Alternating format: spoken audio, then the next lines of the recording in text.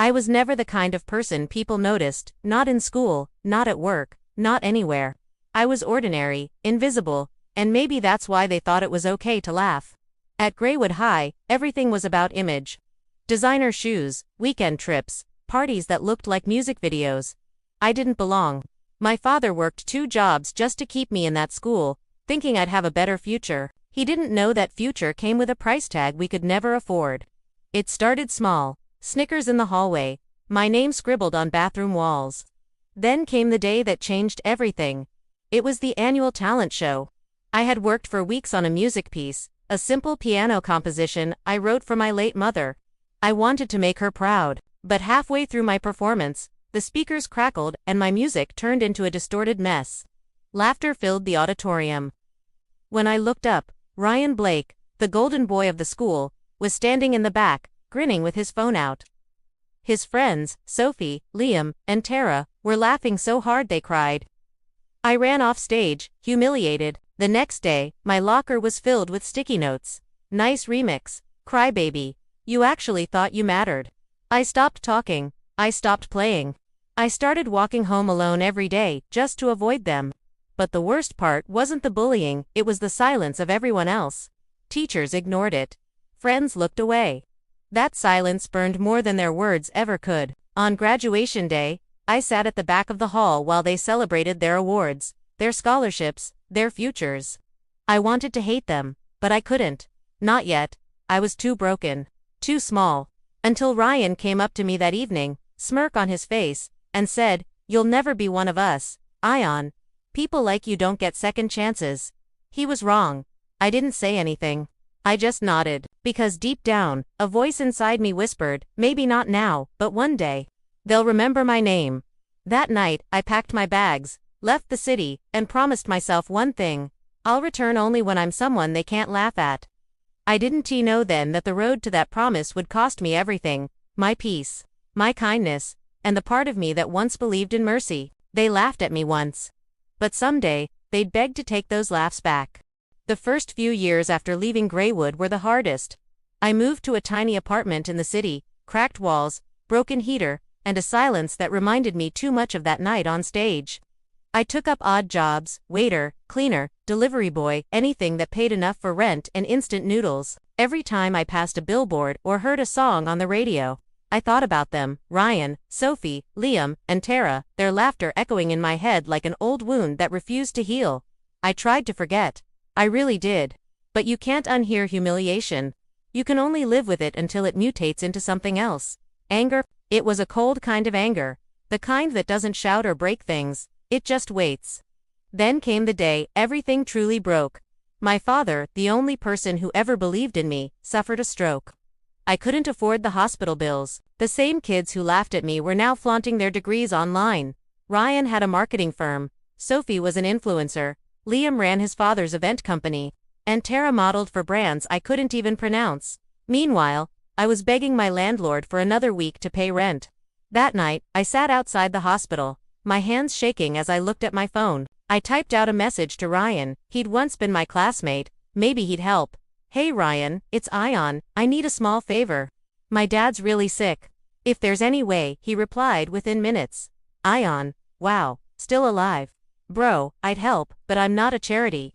Try GoFundMe or something, LOL. That LOL was the final crack in my soul. Something inside me died that night. Not my hope, not my dreams, but the version of me that still believed in forgiveness. I buried my father a week later. No one from my past came. Not that I expected them to.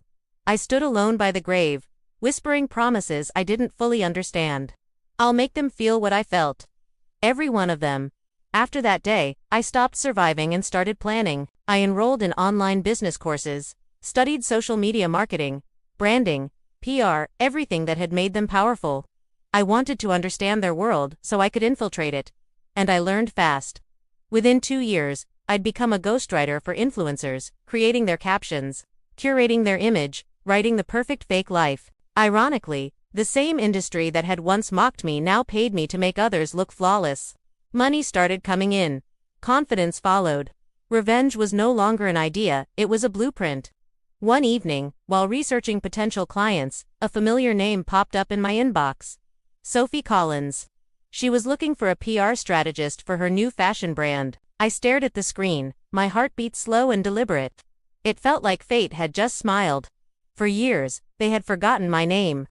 But now, without even knowing it, Sophie had walked right into my world. And this time, I wasn't the boy they laughed at. I was the man who would make them regret every word. I met Anaya on a rainy afternoon outside a cafe I could barely afford. She was standing under the tiny shed, trying to shield her camera from the downpour. I remember how her laughter cut through the sound of the rain when I offered her my umbrella, half broken, half useless, but enough to make her smile. From that day, everything changed. She was light, and I was chaos. She loved sunsets and poetry.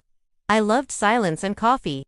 Still, somehow, she found peace in my quiet, and I found life in her noise. We spent years building dreams out of nothing.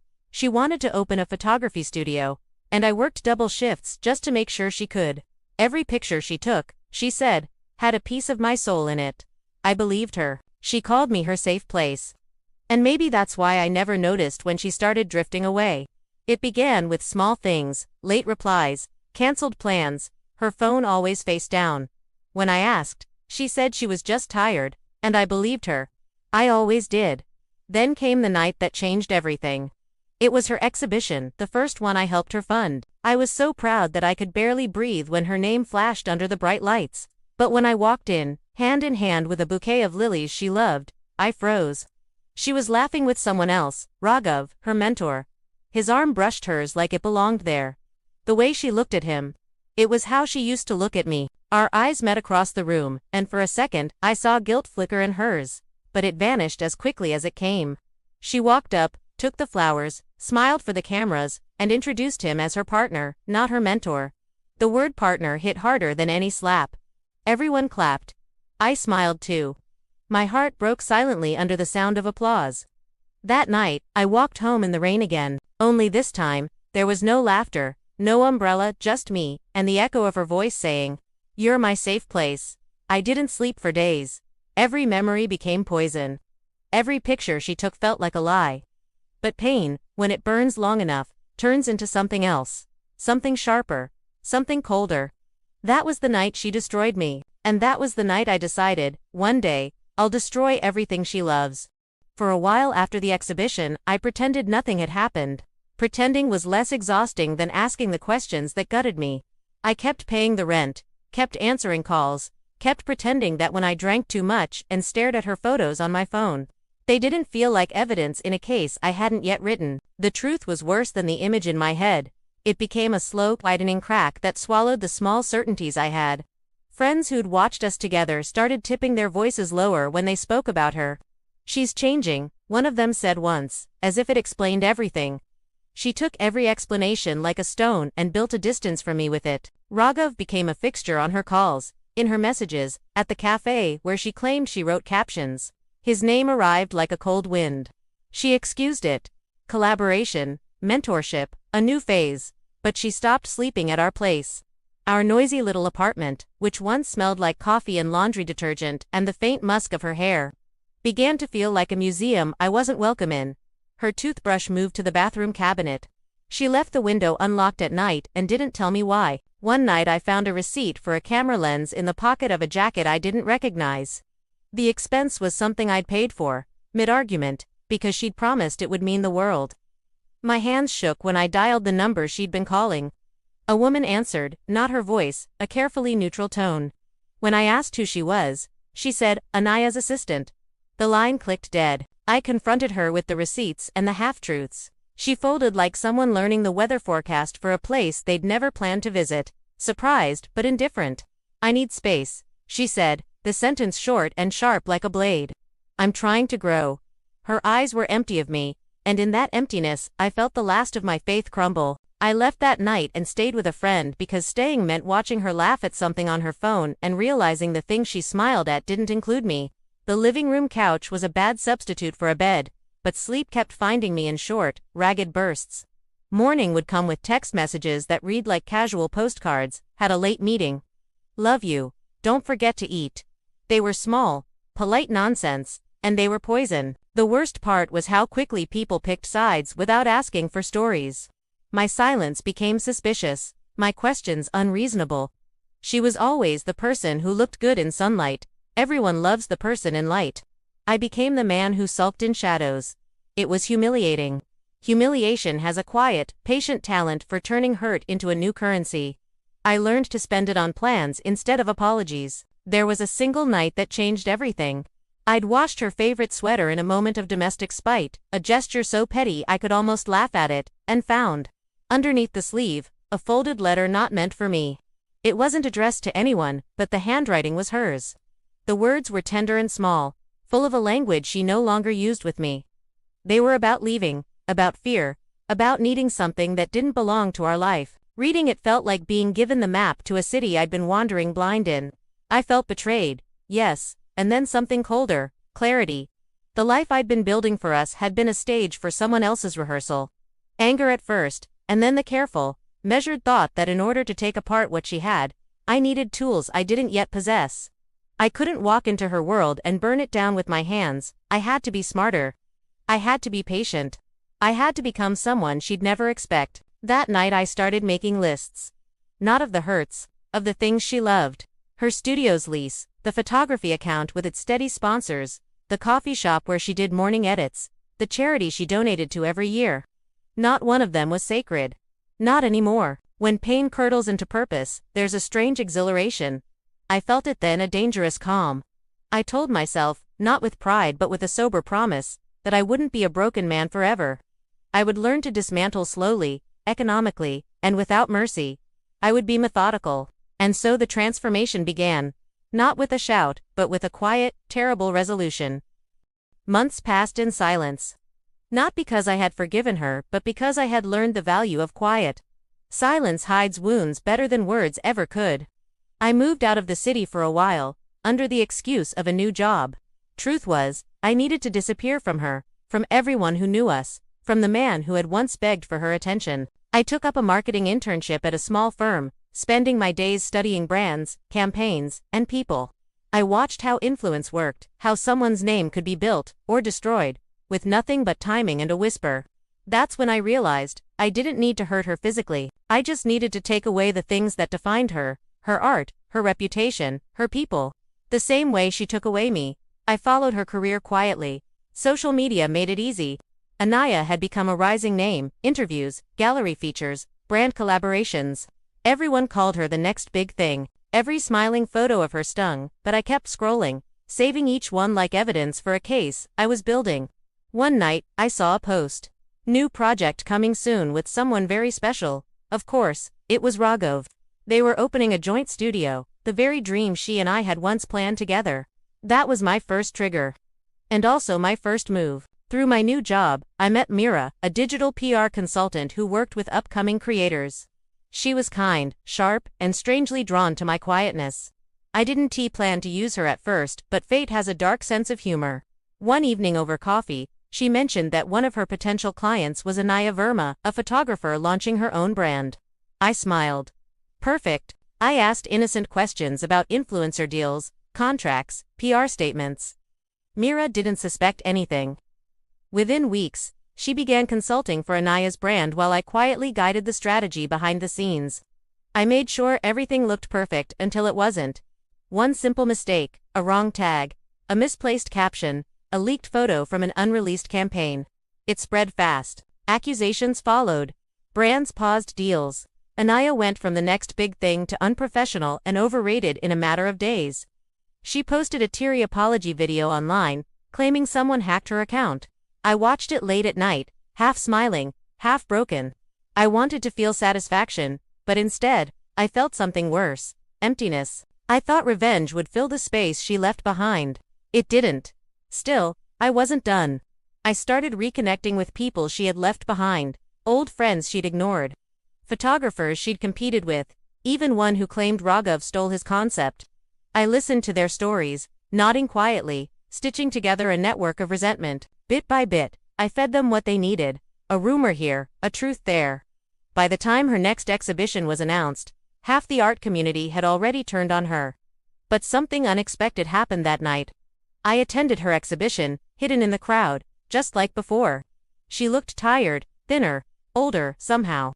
Her smile was practiced, but her eyes darted nervously through the room, and then, for a brief moment, she saw me. Our eyes met. Again. Just like that first night. But this time, she was the one who looked broken.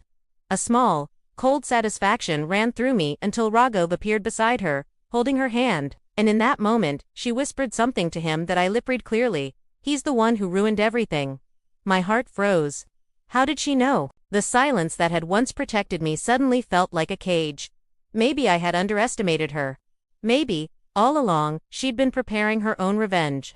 The night she looked at me and whispered those words, "He is the one who ruined everything," something inside me cracked. I had spent months planning every move, every illusion, every quiet strike. Yet somehow, she had seen through it all. And that terrified me. I left the exhibition early, disappearing into the rain again. Funny how life always finds a way to circle back to the same storms. I walked for miles, her eyes haunting me. Not because I feared being caught, but because I realized she wasn't broken. She was fighting back. A few days later, I got a message from an unknown number. "We both know what you've done. Meet me." No name, no place. Just a location pin. Our old cafe, the same cafe where I had once offered her a broken umbrella. I went. I don't know why, maybe pride, maybe guilt. She was already there, sitting at our old table, her camera bag beside her like a shield. Her face was pale, tired, yet still achingly familiar. "Why?" she asked softly. No anger, no tears. Just exhaustion. "Why did you do it, Arav?" I wanted to say everything that she ruined me, that I wanted her to feel what I had felt, that revenge was the only way I knew how to survive. But the words refused to come. She took out a file and slid it toward me. Inside were printed screenshots, anonymous emails, social posts, all tracing back to me. Every step I took, she had found a breadcrumb. "You think you were the only one hurting," she said, voice trembling. "Raghav helped me when you disappeared. You left me with nothing but bills and silence. You didn't even read the letter I wrote you." My chest tightened. "The one I found in your sweater." "Yes," she said. "It wasn't for him. It was for you." I felt dizzy. She continued, "I wanted to tell you I was pregnant." The words hit me harder than any punch. She looked down. I lost it. The stress. Everything fell apart. "I didn't betray you, Arav. I was trying to protect you from the mess my life had become." The world around me went silent. Every cruel plan I had made, every rumor I had spread, every tear I had wanted her to cry, all of it suddenly felt monstrous. But she wasn't finished. "Do you know what hurts the most?" she whispered. "Even after all of this, I still love you. But I can't forgive you." Then she stood up and walked away. No drama, no threats. Just quiet finality. I sat there frozen for hours. My revenge, my masterpiece of pain, had been built on a lie I told myself. I had destroyed a woman who had once loved me enough to carry a part of me inside her. For days, I couldn't function. The news spread that Anaya was leaving the country, starting fresh in Paris, away from the whispers and scandals. I wanted to stop her, to explain, to beg, but I couldn't, because now, I was the villain in her story. Still, fate wasn't done with either of us. A week before her flight, I got another message from Raghav. "You should know the truth before she leaves." He attached a single video file. I hesitated before opening it, and when I did, my world tilted again. The footage showed Anaya in her studio, crying. But not because of me. Raghav was yelling, accusing her of using him, of ruining his career, of being damaged goods. He threw a camera at the wall and stormed out. The timestamp was from 2 weeks ago. The woman I thought had everything, fame, love, success, had actually lost everything, just like me. And maybe, in some twisted way, that was the real revenge, not mine against her, but life's against both of us. Still, I couldn't end it there. Not like this. I packed a small bag and bought a one-way ticket to Paris. If she was going to start over, she deserved to hear the truth, all of it, from the man who destroyed her world. Paris was nothing like I'd imagined. It wasn't romance or lights, it was gray skies, cold air, and a strange sense of distance. Maybe that's why Anaya chose it. A place where nobody knew her, where she could disappear behind a new name, a new life. I found her address easily, not because I was stalking her, but because she had posted a small photo on her new art page. A new beginning. The reflection in the glass window gave away the street. Old habits die hard. When I knocked on her door, she didn't look surprised, just tired. Like she had been expecting me all along, She didn't speak, just stepped aside to let me in. The apartment was small, filled with canvases, half-developed photos, and coffee mugs that looked too familiar. She was still Anaya, just quieter. We sat across from each other, the weight of everything unsaid pressing between us. I saw the video, I finally said. Her eyes flickered, shock, then pain. So you know, she whispered. I nodded. I thought you had everything, I said. Turns out, we both lost more than we ever deserved. She smiled sadly. No, Arav, you didn't lose me. You let me go long before I left. I swallowed hard. I came to tell you the truth. About what I did, the PR sabotage, the fake leaks, all of it. I wanted you to hurt, but you didn't deserve it. None of it. Her hands trembled slightly, but her voice stayed calm. I know. I frowned. You. No. She looked at me then, really looked at me with the same soft eyes that once made me believe in forever. I knew the moment I saw your name in Myra's contact list. You always used the same email. You never changed it. She laughed lightly through tears. I didn't stop you, Arav, because I wanted you to see what revenge feels like. The emptiness, the guilt, the loneliness. I froze. You let it happen. Yes, she nodded slowly, because I needed you to understand what your silence did to me. You disappeared when I needed you most. You wanted me to feel pain, I wanted you to feel reflection. Her words cut deeper than any accusation. It wasn't revenge, it was redemption, disguised as punishment. I leaned back, my chest hollow. So what now? Anaya looked out the window, at the city she was trying to call home. I'm done with hate, she said. It took everything from me. My child, my career. You. She turned back to me. But if you're looking for forgiveness, I can't give that. Not yet. I nodded. I'm not asking for it. I just wanted to return something. I reached into my bag and pulled out the broken umbrella, the same one from the day we met. Her eyes widened. You kept it? Always, I said, because it was the only thing we ever shared that wasn't tainted by lies.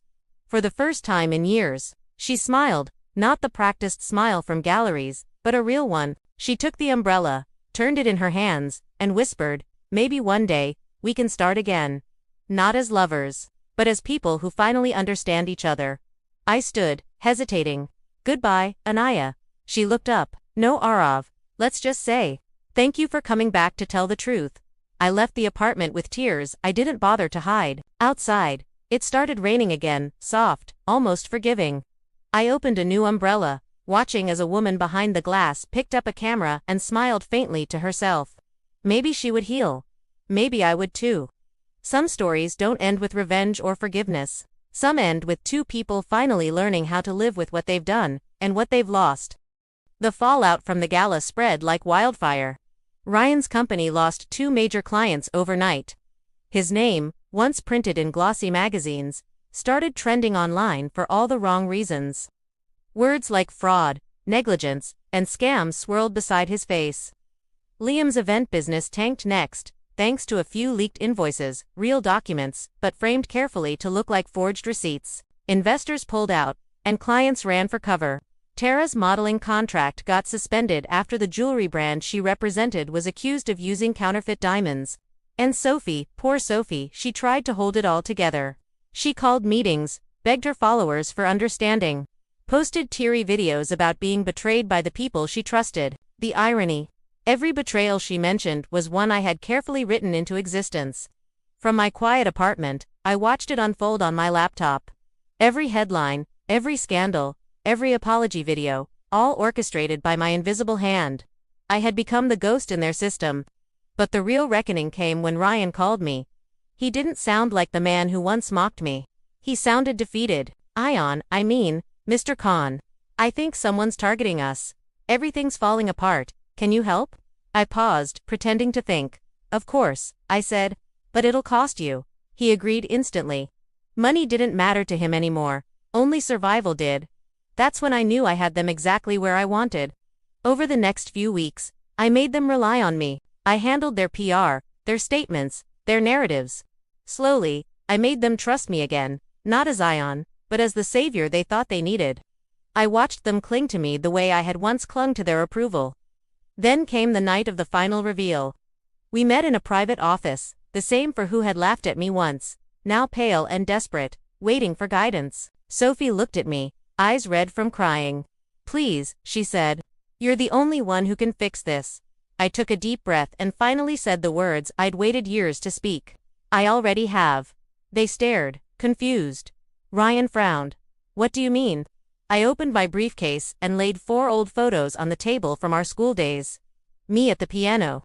Them laughing in the background. Sophie gasped. Ryan's face drained of color. "I'm not your PR manager," I said quietly. "My name isn't Akan. It's Ayan Malik." Silence. You could hear the clock ticking. "You ruined my life once," I continued. "You turned my pain into entertainment. You took everything I loved. And now, I've taken everything you built."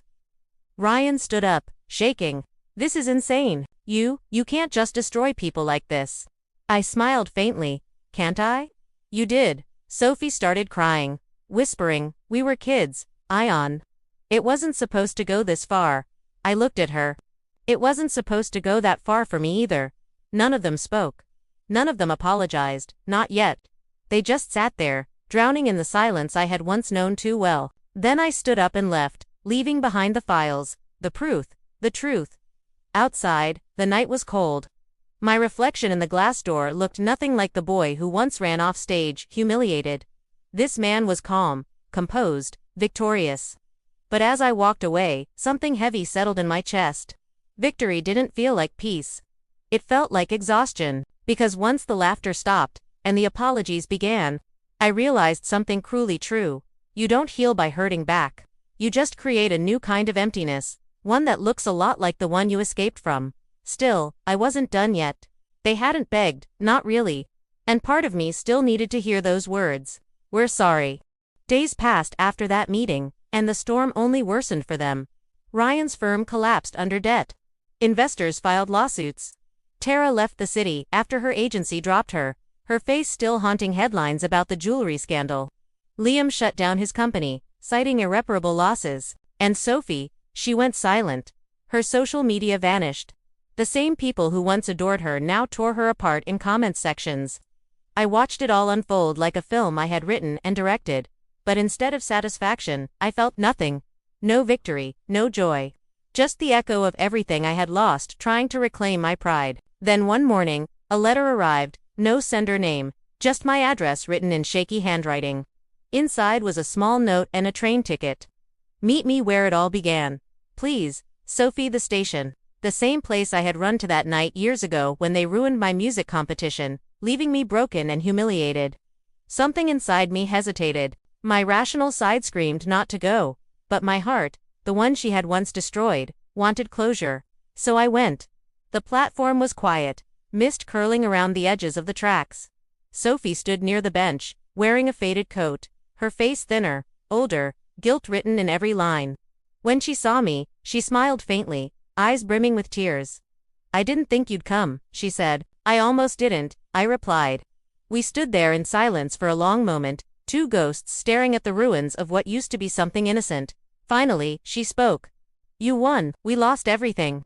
Ryan's gone bankrupt, Liam's drinking himself to death, and Tara, she can't even face the camera anymore." I said nothing. She looked at me, desperate.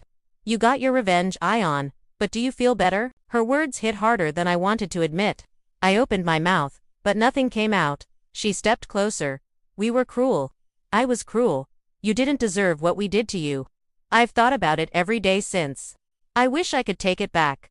I looked at her, really looked at her. This wasn't the girl who laughed while I cried. This was a woman crushed by her own guilt. "I don't want your apology," I said finally. "I just wanted you to understand what it feels like to lose everything you built." She nodded slowly, tears spilling. "And now you know what it feels like to be me, empty." The train whistle blew in the distance. She turned to leave but stopped halfway, looking back. "For what it's worth, Ayan, I really did like your music." Then she was gone. I stood there, frozen. The noise of the train, the cold air, the weight of the years, it all blurred. For the first time in years, I felt tears sting my eyes. That night I sat by my piano, the same one I hadn't touched since that competition. I placed my fingers on the keys, and for the first time, I played not out of anger but grief. The melody that came out wasn't perfect. It was broken, raw, human. Somewhere between the notes, I forgave her, not because she deserved it, but because I needed to breathe again. Revenge had burned everything around me, including the parts of me I wanted to save. Forgiveness didn't erase what happened, but it finally stopped the fire. When I finished playing, I whispered to the empty room. They laughed at me once. Now they beg for forgiveness, but I don't need it anymore. And in that silence, I found something greater than revenge: peace.